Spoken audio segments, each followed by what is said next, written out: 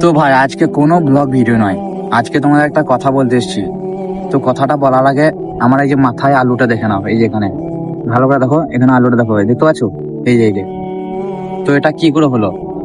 তো হয়েছে কি, আজকে আমি একটা বিয়ে বাড়িতে গেছিলাম খেতে। তো সেই বিয়ে বাড়িতে আমি খেয়ে বেরোচ্ছি, আর তখনই একজন মোবাইল নিয়ে ইশারা করতে গিয়ে মোবাইলের কোণটা আমার মাথাতে এত জোর লাগলো, ঠক করে মনে হলো একদম মাথাটা যেন ফেটে গেল।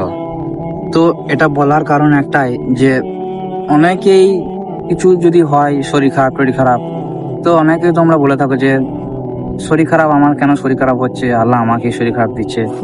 তো এটা নিয়ে আমি তোমাদের একটা কথা বলতে চাই যে আল্লাহ পাক যাকে ভালোবাসেন তার উপরেই কিন্তু বেশি বেশি মুসিবত দেন, তাকেই পেরেশানির মধ্যে ফেলেন। তো আমার যেই এখানে আলুর মতো হয়ে গেছে না ফুলে গিয়ে, তো আমি যে এক একটা যন্ত্রণা পাচ্ছি, আমি যে এক একটা ব্যথা পাচ্ছি না, এই ব্যথার মাধ্যমে কিন্তু আমার এক একটা পাপ গুনাহগুলো মোচন হচ্ছে কিন্তু।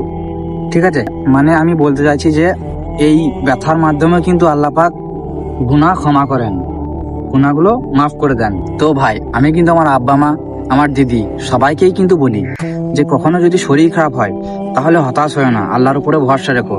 কারণ আল্লাহ পাক যাকে ভালোবাসেন তার উপরেই শরীর খারাপ দেন, তার উপরেই পেরেশানি দেন, আর এই পেরেশানির মাধ্যমেই আল্লাহ পাক তার গুনাহগুলোকে ক্ষমা করে দেন। আর এই কথাটাই আমি তোমাদেরকে বলতে চাই যে কখনো যদি তোমাদের শরীর খারাপ হয় তাহলে হতাশ হয় না যে আল্লাহ পাক কেন আমাকে শরীর খারাপ দিচ্ছেন, বরং খুশি হয়েও